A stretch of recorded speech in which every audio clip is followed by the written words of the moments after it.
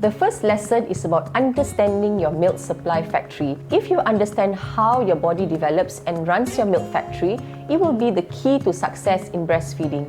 Let's look at the anatomy of the lactating breast. Inside the alveoli are milk-producing cells. Their milk is produced under the influence of a hormone called prolactin.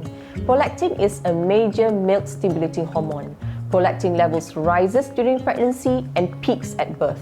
The reason why the breast doesn't make lots of milk during pregnancy is because the placenta produces high levels of progesterone. Progesterone stops the milk from being produced. Once placenta is removed at birth, a large amount of prolactin is released and prolactin begins to work. Due to this, the alveoli begins active production of colostrum after delivery, which is the first breast milk that is released after giving birth. During pregnancy, colostrum is also produced, but in small quantities.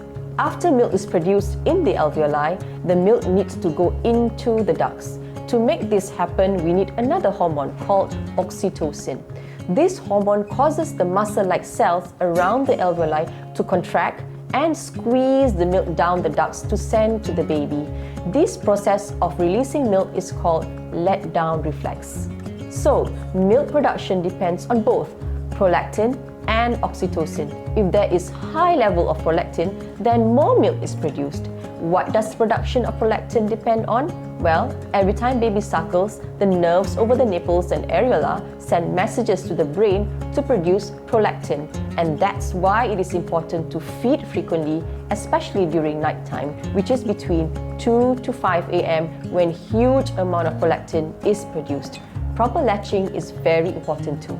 Milk production also depends on the amount of oxytocin. To get oxytocin, mommy must be relaxed. Hearing, seeing, smelling, touching your baby will also help you produce oxytocin. Breast massage, nipple stimulation, back massage, and a hot drink before breastfeeding also helps. Milk in the breast should not accumulate. Otherwise, FIL, or the feedback inhibitor of lactation that is present in the breast milk, will also increase. FIL plays a role in the demand and supply process of breastfeeding.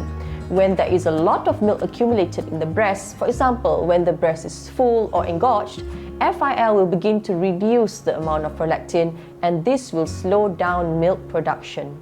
This is the reason why it is important to empty the breast thoroughly and frequently to increase milk production.